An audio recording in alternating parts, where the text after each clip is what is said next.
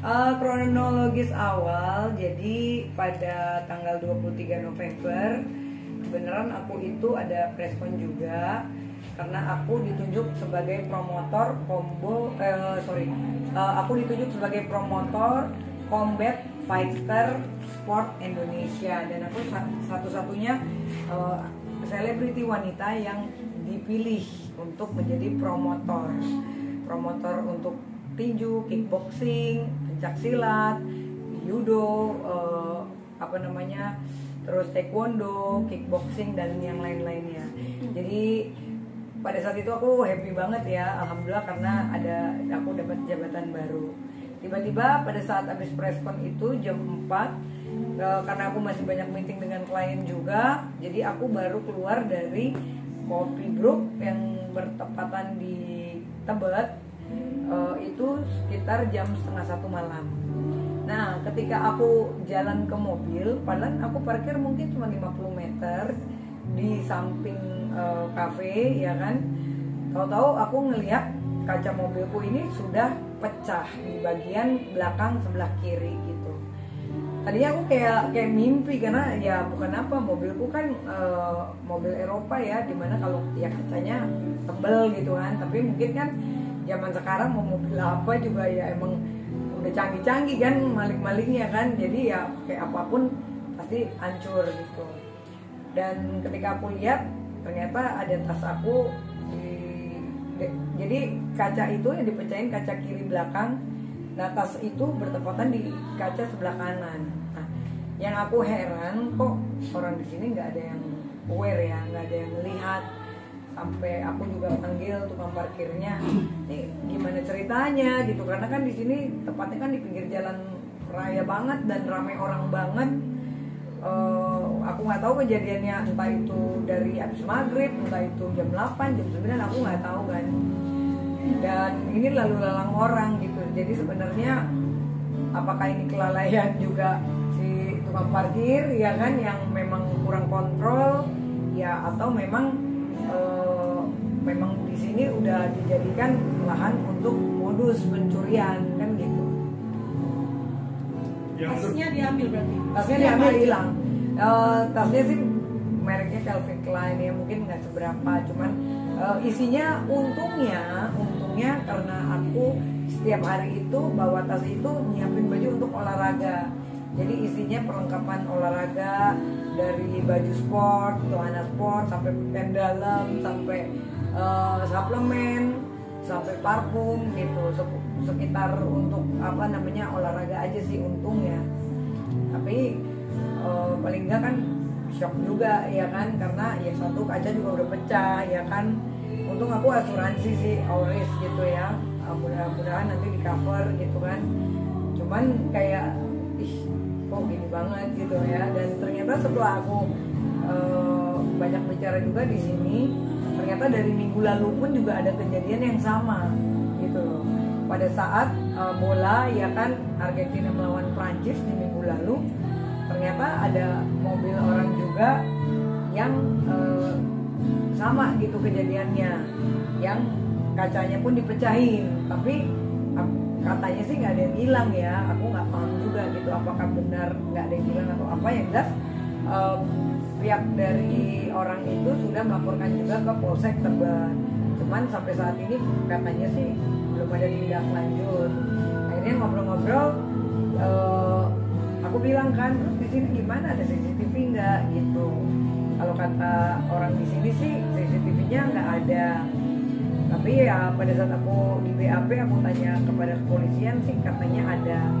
Cuman sampai hari ini masih simpang siur nih. Aku juga lagi menunggu perkembangannya seperti apa. Yang jelas setelah kejadian itu jam 12:30 aku langsung cepat melaporkan ke Polsek Tebet gitu. Nah, kerugiannya berapa? Kalau kerugiannya sih, kalau isi barang sekitar tas sih mungkin sekitar 10 jutaan ya, nggak terlalu banyak gitu ya, dari harga tas sampai barang-barangnya. Ya cuman pasti kan kaca pecah, ya untungnya asuransi gitu kan, semoga di cover. Terus sama kayak shock aja, karena ya untung banget aku masih beruntung, maksudnya karena kan kadang-kadang aku juga suka bawa barang berharga di mobil gitu loh. Dan yang diambil tuh di bangku belakang, bangku tengah gitu loh, jadi barang yang ada aja. Kalau di belakang sini di depan juga sebenarnya ada barang berharga, tapi kan mungkin karena keterbatasan ya kan, karena kacanya dipecahin di bagian kiri tengah, jadi pasti kan orangnya nggak bisa masuk ke dalam ngaca-ngaca. Cuman yang jelas yang agak bingung, jarak dari kaca yang pecah itu mau ngambil pas di sebelah kanan kan lumayan ya, paling gue palanya masuk banget gitu kan ke dalam, ngerogoh.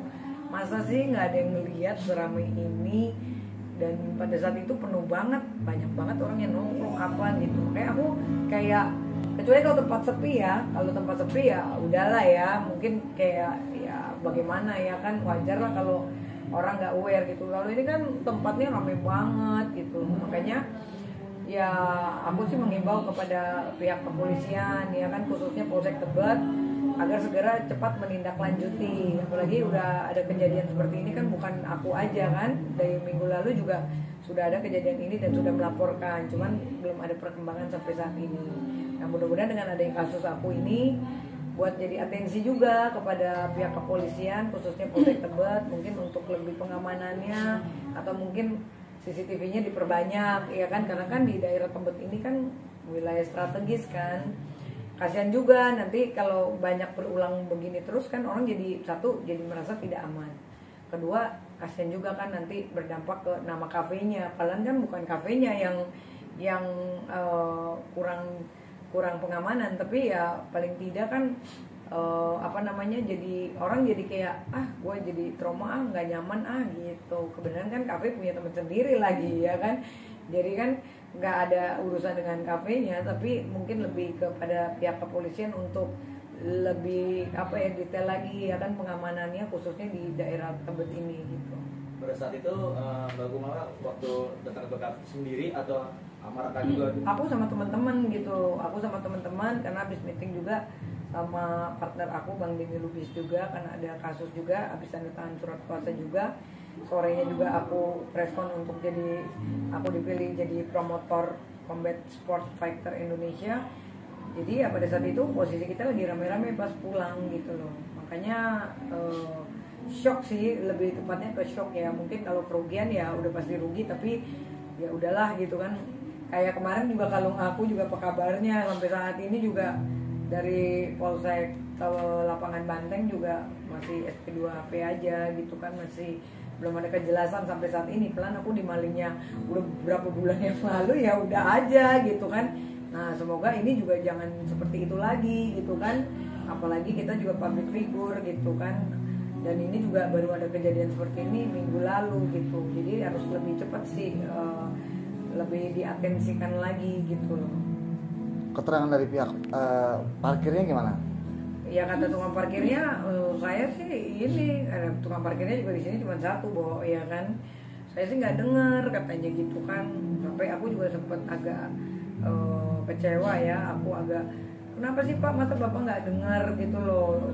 Oke lah mungkin kalaupun kacanya dipecahin nggak ada yang dengar, tapi ini langsung diambil begitu loh di dalam mobil, tangannya itu kan berarti kepalanya sampai masuk ke dalam mobil kan, karena kacanya itu setelah dipecahin ditekan ke dalam, jadi di bangku itu semuanya kaca semua isinya gitu loh.